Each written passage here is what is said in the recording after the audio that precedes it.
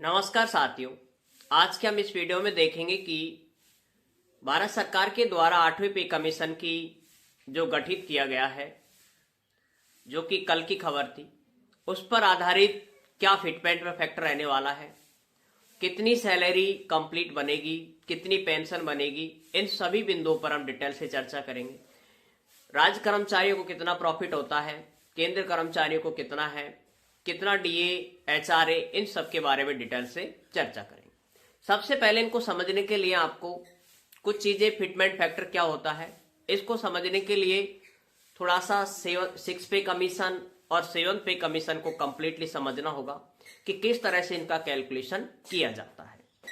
अब यहां से आप देखेंगे एक एक स्टेप को, ताकि अच्छे से समझ आए कितना एक ही अनुमानित ही है। बाकी आप न्यूज़पेपर के हिसाब से देखेंगे तो वहां आपको फिटमेंट फैक्टर अलग नजर आएगा, लेकिन उस सभी को हम ध्यान में रखते हुए पिछले जो 7th पे कमीशन, जो कि एकॉर्ड फॉर्मूले के आधार पर आधारित किया गया, जो बनाया गया था, उस पर आधारित करके कितनी फिटमेंट फैक्टर बनता है, इस सभी के बारे में डिटेल से चर्चा करेंगे। यहां पर आप देखें 6 पे कमीशन था, जो कि 2006 में आया था। ठीक है, 2006 के अंदर है, 1/1/2006 के अंदर 6 पे कमीशन था। उस समय जो फिटमेंट फैक्टर था वो था 8.86 और उस समय जो वृद्धि हुई थी 54%। ये अब तक के पे कमीशन की सबसे ज्यादा वृद्धि थी और इस पे कमीशन के द्वारा में ही, छठे पे कमीशन में ही सबसे पहले फिटमेंट फैक्टर लागू किया गया था। अब यहां पर उस समय जो मिनिमम बेसिक पे रखी गई थी, मिनिमम जो आपको सैलरी मान सकते हो आप इसे बेसिक पे, वो है 7,000 रुपए रखी गई थी। उस पर कितना डीए, एचआरए वो लगना वो बात की बात है, लेकिन वर्तमान में जो बेसिक पे जिसे कह सकते हो मूल वेतन, वो है 7,000 रुपए रखा गया था मिनिमम। 7वें पे कमीशन में फिटमेंट फैक्टर बढ़ा करके 1.86 से 2.57 और वृद्धि जो उसकी हुई थी 14.29%। और यहां पर टोटल ये जो मिनिमम जो रखी गई थी सैलरी, वो रखी गई थी 18,000 रुपए। ठीक है, जो कि मिनिमम मूल वेतन जिसे आप कह सकते हो। अब यहां पर इसको किस तरह से डिसाइड किया है कि यहां पर फिटमेंट फैक्टर 2.57 कैसे आया था, पहले आप इसे समझेंगे, उसके बाद आपको 8वां पे कमीशन का जो फिटमेंट फैक्टर है वो आपको इजीली समझ आएगा। तो यहां पर डिटेल से आप इसे देखें कि ये 2.57 जब 7वां पे कमीशन था उस समय किस तरह निर्धारण किया गया था। इसका अगर आप निर्धारण देखें, ठीक है, तो सबसे पहले जो बेसिक पे था उसका 100% लिया गया था। उसके बाद डीए था, उस समय 125% डीए का था और उसके अलावा 3% यहां पर जो आपका इंक्रीमेंट था उसको लेकर के था, जो कि बनता है यहां पर 32%। अब इन सभी को आप अगर ऐड करें 125, ठीक है, तो इन सभी को किस तरह से, ये भी प्रतिशत में रहता है और इन सभी को आप देखें तो कितना आ जाएगा 257 और इसको आप 257% हो जाता है, अर्थात जो वेतन थे उसके अंदर जो वृद्धियां हैं 257%। तो इसको एक प्रतिशत के रूप में आंकड़े करेंगे तो ये कितना आ जाएगा 2.57%। इस तरह से इसका डिसाइड किया गया था 7th पे कमीशन। ठीक है, ये फिटमेंट फैक्टर का निर्धारण था। बेसिक पे 100% की गई थी पूरी फुल, डीए उस समय 125% था तो वो 125, 3% इंक्रीमेंट लगता है उस पर, जो कि रेट वर्तमान में 14.29% थी, उसमें बेसिक प्लस डीए को प्रतिशत निकाल करके ये कैलकुलेट किया जाता है इंक्रीमेंट। ठीक है, तो इन सबको इस तरह से रहता है, इसका 1.0, इसका 1.25, इसका 0.32, इन सबको आप जोड़ेंगे तो आएगा 2.57। ये आपका फिटमेंट फैक्टर था जो कि 7th पे कमीशन के अकॉर्डिंग था। हम सेम इसी का फॉर्मूले का उपयोग करते हुए, ये था एकॉर्ड फॉर्मूला, ये जो फॉर्मूला था वो था एकॉर्ड फॉर्मूला। ठीक है, और निश्चित रूप से 100% हम ये कह सकते हैं कि काफी हद तक कि वर्तमान में जो भारत सरकार है वो एक्रॉड फॉर्मूलों के अकॉर्डिंग ही आपकी बाकी की प्रक्रिया करेगी। निश्चित रूप से इसी के अकॉर्डिंग यहां पर कंप्लीट कैलकुलेशन करेगा वो। अब यहां से आप देखते चले कि 8वें पे कमीशन के अनुसार इसका निर्धारण कैसे होता है उसके बारे में, ताकि फिटमेंट फैक्टर पहले आए, फिटमेंट फैक्टर के बाद में ही सैलरी का कैलकुलेशन किया जाता है। यहां पर अब आप यहां पर 8वें पे कमीशन के आधार पे आप देख सकते हो, अभी जो हमने लिखा था 3% इंक्रीमेंट वाले आधार पर, वो 7th पे कमीशन के अनुसार था कितना 0.32। अब यहां पर ये तो था 7th पे कमीशन के अकॉर्डिंग। अब यहां पर आप 8वें पे कमीशन के अकॉर्डिंग आप देख सकते हो बेसिक पे का 100% है और वर्तमान में डीए है, डीए आपको पता है वर्तमान में चल रहा है 53%। अब आप सोच सकते हैं कि 31 दिसंबर 2025 तक डीए 3% भी अगर मिनिमम बढ़ता है तो ये हो जाएगा आपका कितना 3 आप जोड़ोगे तो 3, तो ये टोटल हो जाता है कितना 59%। और जो वर्तमान में अनुमानित वृद्धि बताई गई है, वर्तमान में जो अनुमानित वृद्धि बताई गई है, जिसे आप देख सकते हैं यहां पर, आपने न्यूज़पेपर भी देखा होगा, ठीक है, इसमें आप देख पा रहे हो न्यूज़पेपर में कि यहां पर जो सरकारी सैलरी 38% और पेंशन 34% बढ़ेगी। देख रहे हो आप, इसमें स्पष्ट लिखा हुआ है सरकारी सैलरी 38% और पेंशन 34% बढ़ेगी। तो यहां पर जो वृद्धि है वो कितना है 38% इंक्रीज, और इसको है 0.38। अब इन सभी को आप इंक्लूड करते हैं तो जोड़ते हैं तो कितना आ जाएगा 7, ये 9.1। इतना 8वें पे कमीशन के अकॉर्डिंग 8वें पे कमीशन में फिटमेंट फैक्टर 1.97 रहने की पूरी चांस है। अब इससे ज्यादा भी गवर्नमेंट कर सकती है, क्योंकि अखबार की न्यूज के अकॉर्डिंग आप यहां पर देख पा रहे हो, अखबार में जो दिया हुआ है आज के में, जिसे आप यहां पर देख पा रहे हो, इन्होंने जो फिटमेंट फैक्टर बताया है वो है 2.57 से लेकर के 2.9 तक, 2.57 से लेकर के 2.90 तक। लेकिन कहीं न कहीं ये काफी ज्यादा मात्रा में है, क्योंकि गवर्नमेंट हमेशा अपने फायदे की और ज्यादातर अग्रसर रहती है यहाँ पर। तो वो कोशिश करेगी कि यहाँ पर अनुमानित जो वृद्धि है वो 38% रखेगी, लेकिन फिटमेंट फैक्टर आपको इतना प्रतिशत नहीं होकर के लगभग एक्रॉड फॉर्मूले के अनुसार कितना आ रहा है 1.97। ये जो वृद्धि है उसके अकॉर्डिंग ही यहाँ पर फिटमेंट फैक्टर कम ज्यादा होता है, ठीक है। अगर ये वृद्धि आप बढ़ा दे 54% कर दे, जैसे 60% कर दे, तो फिटमेंट फैक्टर अपने आप ही बढ़ जाता है।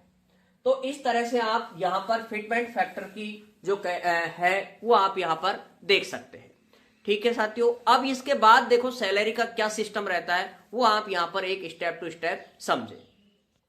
अब यहां पर आप देख रहे हैं कि जो 7 पे कमीशन है, 7वां पे कमीशन, उसके अकॉर्डिंग कैसे सैलरी कैलकुलेट की गई थी, और उसी के आधार पर 8वें पे कमीशन में सैलरी इस प्रकार से इंक्लूड की जाएगी। कैलकुलेशन कंप्लीटली पे बैंड वर्तमान में जो ये सेंट्रल गवर्नमेंट का है पूरा 5200 से लेकर के 20,200 तक, ये है 7वें पे कमीशन के अनुसार। यहां पर जो ग्रेड पे सिस्टम है यहां पर वो है 1800, 1900, 2000, 2400, 2800। नई पे मैट्रिक्स के अनुसार मैं बता रहा हूं वर्तमान में, जिसे आप गूगल पे सर्च करके भी देख सकते हैं। करंट एंट्री जो पे है वर्तमान, वो रखा गया था 7वें पे कमीशन में कितना, ये छठे में था 7,000, 7,000 से 7वें पे कमीशन में हुआ था मिनिमम कितना 18,000 रुपए, ये मिनिमम हुआ था। उसके अलावा आगे अब आप देखेंगे तो 1900 पे ग्रेड पे के लिए यहां पर 7700 है, यहां पर जो करंट एंट्री पे वर्तमान जो प्रवेश है वेतन है आपका, इसको भी आप किससे को मल्टीप्लाई करना है, यहां पर आपको 2.57, क्योंकि फिटमेंट फैक्टर आपका 2.57 2.57 है, और इसी के आधार पर आप आगे भी इसको भी आपको मल्टीप्लाई करना है 2.57 पर। ये जो करंट एंट्री पे है ये अलग से है, और ये हर का आपको जब आपको कंप्लीटली एक जो फाइनेंस मिनिस्टर के द्वारा जो मिनिस्ट्री के द्वारा जो वित्त मंत्रालय के द्वारा एक आदेश जारी किया जाएगा, जिसके अंदर आपको ये सारी चीजें कंप्लीट दी हुई मिलेंगी कि वर्तमान में करंट एंट्री पे कितना है, और ये पूरी एक सारणी के रूप में आपको मिलती है। तो यहाँ पर सबको आप 2.57 फिटमेंट फैक्टर से मल्टीप्लाई करते हैं, तो ये आपका जो बेसिक पे बनता है वो सभी का बेसिक पे आपको इतना आएगा। पे ग्रेड के अनुसार ये बदलता है। देखो 18, 1900, यहाँ पर 28 तक मैंने लिखा है, बाकी की अगली दूसरी टेबल है उसको भी मैं यहाँ पर आपको दिखा दूंगा। अब यहां से आप देखें 8वें पे कमीशन के अकॉर्डिंग, 8वें पे कमीशन के अकॉर्डिंग यहां पर देख सकते हैं, जो कि 1/1/2026 को लगेगा। अब यहां पर केंद्र में लगेगा ये, राज्य में ये डेट को लगे अन्यथा नहीं लगे, ये मस्ट नहीं होता है, वो गवर्नमेंट स्टेट गवर्नमेंट के ऊपर डिपेंड करता है। यहां पर जो ग्रेड है वो 18, 19, 2024, 2800 है। अब यहां पर जो करंट एंट्री पे रहेगा 8वें पे कमीशन में, वो रहेगा आपका 18,000 रुपए, जो कि ये वाले हैं, ये किस में बदल जाते हैं, करंट एंट्री पे में। और अब जैसे ही अगला वेतन आएगा वो आएगा 1.97 से गुणा करके।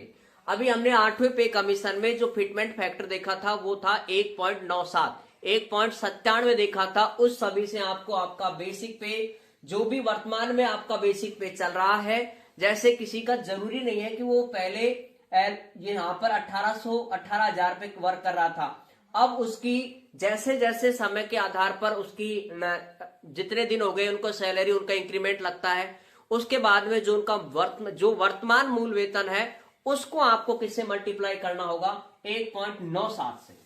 ठीक है, तो ये आ जाता है यहाँ पर 35,460 रुपए, इनके करेंगे तो 39,200 रुपए, और यहाँ पर 42,750, और इसी तरह 240 यहाँ पर आ गया, और 57,500 रुपए यहाँ तक आ जाता है। ये मैंने आपको कहां तक के लिए बताया है, 1800 से लेकर के 2800 पे ग्रेड तक, ग्रेड पे तक, और यहाँ पर जो पे बैंड है वो है 5200 से लेकर के 20,200 तक का। ठीक है, अब इसके आगे का भी आप पेमेंट कंप्लीट देख सकते हैं, वो भी मैंने यहाँ पर कंप्लीट कैलकुलेशन किया है, जिसे आप देख लें। यहां पर आप देखें ये पे बैंड 2 है, और इसकी जो दे रखी है वो है 9300 से लेकर के 34,800 तक। ये था 7th पे कमीशन के अकॉर्डिंग, जिसके अंदर 4200 वाले के लिए था करंट एंट्री पे, वो है 13,500 रुपए। अब इसको आप मल्टीप्लाई करेंगे 2.57 से, तो ये आता है 35,400 रुपए। इसी तरह से आप 4600, 4800, 5400 के लिए भी सेम आपको 2.57 से मल्टीप्लाई करना है, गुणा करना है, और फिर आपको ये कैलकुलेशन आपको ये मिलती है। अब इसके बाद पे बैंड यहाँ पर 2, जो कि 9300 लेकर के 34,800 तक है। 8वें पे कमीशन 2026 के अकॉर्डिंग आप यहाँ पर देख सकते हैं, जो कि 1/1/26 को लागू। 4200 के लिए यहाँ पर वर्तमान में आपका जो करंट एंट्री पे बन जाता है वो हो जाता है 35,400 रुपए, जो कि ये वाला, ठीक है, ये वाला आपका बन जाता है करंट एंट्री पे, और इसको आपको गुणा करना है 1.97 से, तो ये आता है 69,740 रुपए। अब ये राउंड फिगर में लेना होता है, ठीक है, अगर ये 42 आ रहा है तो 40 करना है, अगर कम आ रहा है 48 तो 50 तक करना है। तो ये 4600 के लिए 88,450, 4800 है तो 93,707, और 5400 है तो यहाँ पर 1,04,600 रुपए यहाँ पर बनता है। तो यहाँ पर अब ये जो पेमेंट बनेगा, इसमें आपको वर्तमान में जो डीए है वो आपको 0 से रहेगा, और एचआरए है वो वर्तमान में आपका 10% है। बाकी 8वें पे कमीशन में 10 से भी बढ़ सकता है, ठीक है, 11-12 भी हो सकता है, तो वो डिपेंड करेगा अभी जो कि आदेश आने, जैसे ही आदेश आएंगे पे कमीशन के कंप्लीटली रिपोर्ट तैयार होने के बाद, उसके अंदर आपको एचआरए 10 की जगह 10, 20, 30 है वर्तमान में, तो वो आपको 12 और 24 भी हो सकता है, और 32, 33, 36 तक भी आपका एचआरए हो सकता है। बाकी जो डीए है वो आपको 0 से मिलेगा वर्तमान में, और फिर जैसे जैसे समय बीतता जाता जाएगा उसके अकॉर्डिंग आपका डीए इंक्रीज होता रहेगा। तो ये सिस्टम रहता है, जो कि आपको ये सारे हैं वो सेंट्रल गवर्नमेंट कर्मचारी की सैलरी है। अब यहां पर एक चीज और थी, जो कि आप देखें पेंशन से रिलेटेड जो है वो आप यहां पर थोड़ा सा अच्छे से समझे कि पेंशन की वृद्धि किस प्रकार से होगी। पेंशन वृद्धि, अखबार की आपने न्यूज देखी थी, कितने प्रतिशत वृद्धि हो रही है? 34% वृद्धि। और सैलरी जो कि गवर्नमेंट एम्प्लॉय उनकी हो रही है 38% वृद्धि। अब यहां पर जो पेंशन वृद्धि है 34%, उसकी गणना किस प्रकार से की गई है? जैसे बेसिक सैलरी है 80,000 रुपए, जो बेसिक सैलरी है माना हुआ है कितनी? 80,000 रुपए, ठीक है। इसका 50% निकालेंगे तो ये आती है 40,000 रुपए, ठीक है। ये आपकी बन रही है पेंशन। लेकिन 8वें पे कमीशन के अकॉर्डिंग जो वृद्धि हुई है वो कितनी हुई है? यहां पर 34%। अब ये वृद्धि 34% किसकी होगी? जो बेसिक है आपका कितना? 80,000। मैं यहां पर 34 की जगह सीधा लिख रहा हूं, 80,000 का 34% आप ज्ञात करेंगे तो ये आता है लगभग 27,200 रुपए। 27,200 रुपए की बढ़ोतरी हो गई। तो वर्तमान जो आपकी पेंशन बनेगी, वो बनेगी आपकी 40,000 प्लस 27,200, जो भी आप यहाँ पर करेंगे कितना आ रहा है? 67,200 रुपए आपकी वर्तमान की पेंशन बनेगी 8वें पे कमीशन के अकॉर्डिंग। जिसे आपको यहां पर इस तरह से यहाँ की गणना करनी है आपको बेसिक पे के अनुसार। अब इसके अलावा जो आपका अलग से जो भी कुछ भी अदर कोई भी अलाउंस है वो आपको एक्स्ट्रा मिलेंगे, ठीक है। बाकी डीए है वो टाइम के अकॉर्डिंग जैसे जैसे इंक्रीज होता रहेगा उसके अकॉर्डिंग भी आपको इसके अंदर पेंशन में आपको जुड़ करके मिलता रहेगा। ये तो थी केंद्र की पूरी कंप्लीटली जानकारी। अब इसके अंदर भी काफी सारे साथियों को जो भी डाउट्स हैं वो भी आप कमेंट्स कर सकते हैं। बाकी देखो ये मेरा एक खुद का कंप्लीटली कैलकुलेशन किया है, थोड़ी बहुत एक फिटमेंट फैक्टर में ऊपर नीचे हो सकता है जिसको भी आपको देखना है। अब यहाँ पर जो राज्य कर्मचारी हैं जिनका प्रोवेशन में किसी प्रकार का कोई लाभ नहीं मिलता है, 8वें पे कमीशन हो या 7वां हो, प्रोवेशन जैसे ही खत्म होगा राज्य कर्मचारी या स्टेट कर्मचारी, उनके लिए क्या कितना पेमेंट बनता है केंद्र के लिए आपको यहां पर मैंने बता दिया है। अब आप स्टेट कर्मचारी, राज्य कर्मचारियों के लिए कितनी वृद्धि होगी उसको आप डिटेल से देखें। यहां पर एक आदेश देख रहे हैं, इस आदेश में जो लिखा है उसके अकॉर्डिंग आप यहां पर देख पा रहे हो। नीचे यहां पर एक दे रखा है जो कि पे बैंड है, यहां पर दिख रहा है आपको 1। अब यहां पर एक जो कैलकुलेशन की हुई है, ठीक है, जो कि राजस्थान गवर्नमेंट का आदेश आपके सामने यहां पर अभी दिख रहा है, इसकी कैलकुलेशन भी आपको यहां पर नजर आ रही है जो कि आपको मैं यहां पर विस्तार से बता रहा हूं। यहां से आप देखें एक इसने अप्रोक्सीमेटली लगभग लेकर के किया है कि जैसे किसी की 2400 कोई ग्रेड पेपर है तो उसका जो रनिंग पे बैंड है, ठीक है, जो रनिंग पे बैंड है वो आपको कितना है यहां पर 8,160 रुपए। ये अलग जब भी 8वें पे कमीशन आता है जिसकी ऑफिशियली रिपोर्ट आती है उसके अंदर ये सारे अलग अलग डिसाइड किए जाते हैं, ठीक है।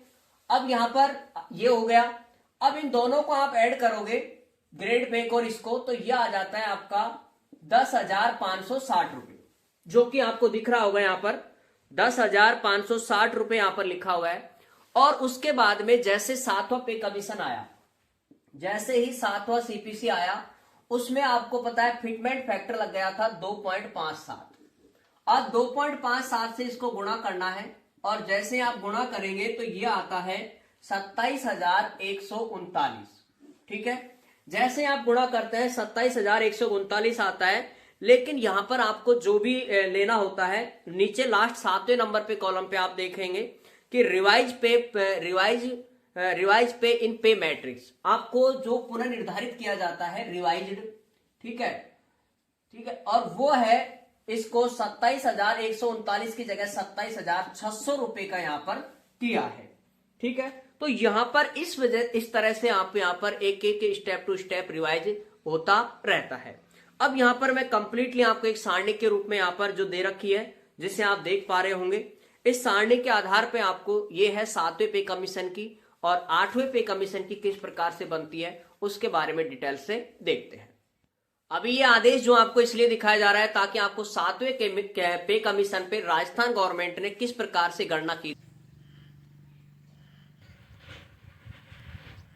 आप देख पा रहे होंगे। इस सारणी के आधार पे आपको ये है 7वें पे कमीशन की और 8वें पे कमीशन की किस प्रकार से बनती है उसके बारे में डिटेल से देखते हैं। अभी ये आदेश जो आपको इसलिए दिखाया जा रहा है ताकि आपको 7वें पे कमीशन पे राजस्थान गवर्नमेंट ने किस प्रकार से गणना की थी, जो भी आपको अच्छे से समझ आ रही है यहां पर, उसी के आधार पर 8वें पे कमीशन की गणना की जाएगी, वो भी आपको अच्छे से समझ आ जाएगी। अब यहां पर आप देख रहे हैं कि जो कि आपने सारणी में भी अभी देखा राजस्थान गवर्नमेंट वाले आदेश में, पे बैंड 01 5200 से लेकर के 20,200 तक, ये 7 सीपीसी की मैं बता रहा हूं ताकि आपको 8वां सीपीसी अच्छे से समझ आए। ग्रेड पे है 1700, 18, 1750, 1900 भी होती है और 2000 भी होती है, ठीक है। लेकिन ये आपको पे मैट्रिक्स कैलकुलेशन के अंदर नजर आता है, बाकी इस आदेश में आप देख रहे हो 1900 और 2000 की कोई डाटा नहीं दे रखी है, तो मैं उस डाटा को यहां पर नहीं दिखा रहा। अब यहां पर जो एग्जैक्टिंग बेसिक पे है वो है यहां पर 6900 रुपए। अब यहां पर देखो कैसे बनता है 6900 रुपए, इसके बारे में भी इसका मिनिमम लिया जाता है और यहां पर इसका जो बेसिक लिया जाता है इसको आपको ऐड करना होता है। 69,600 6,900 हो गया। अब इसको आपको पता है फिटमेंट फैक्टर अभी वर्तमान में कितना लग रहा है 7वें पे कमीशन में 2.57, इसको आप गुणा करेंगे तो यह आता है 17,700 रुपए, जो कि रिवाइज पे मैट्रिक्स अर्थात आपका बेसिक है, जो कि राजस्थान पे मैट्रिक्स को आप जैसे ही गूगल पे सर्च करोगे उसके अंदर आपको ये पूरी सारणी नजर आती है। ये सारणी भी आपको कंप्लीटली मिल जाएगी, ताकि ऐसा है। और उसके बाद यहां पर जो सारणी है वो आप चलो यहां पर देख रहे हो यहां पर कि किस प्रकार से यहां पर जो दे रखी है वो 1700, 1750, 1900, 2000 और फिर उसके बाद आगे की 2400 में 3 है, 2800 में भी है और फिर 3600, 4200, 4800 और फिर 5400। ये पे मैट्रिक्स आप देख रहे हैं। अब यहां पर ये हो गया, इस तरह से ही इसका आपको कैलकुलेशन करना है। 17,900 हो गया। ये तो थी आपकी जो 7वें पे कमीशन के अकॉर्डिंग इस प्रकार से। अब 8वें पे कमीशन में यहां पर क्या करना है आपको, जो दे रखा है 8वें पे कमीशन के अकॉर्डिंग वो यहां पर मैं बता देता हूं। ग्रेड पे ऐसे कैसे रहेगा, यहां पर जो एग्जिटिंग बेसिक पे है ये कितना हो जाएगा 17,700 रुपए, ये हो जाएगा 17,900 रुपए इन बेसिक पे के अकॉर्डिंग।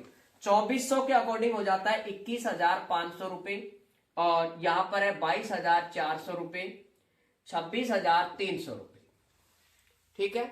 26,300 रुपए यहां पर हो जाता है। अब इनको आपको जो रिवाइज यहां पर करना है पे मैट्रिक्स, वो आप यहां पर देख सकते हो।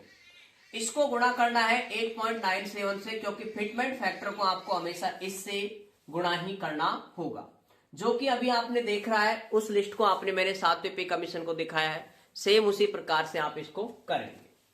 देखें यहां पर कि ये जो आप जैसे ही मल्टीप्लाई करोगे इसको, तो यहां पर जो आ जाता है वो है 34,869 है, लेकिन आप इसमें 70 करेंगे।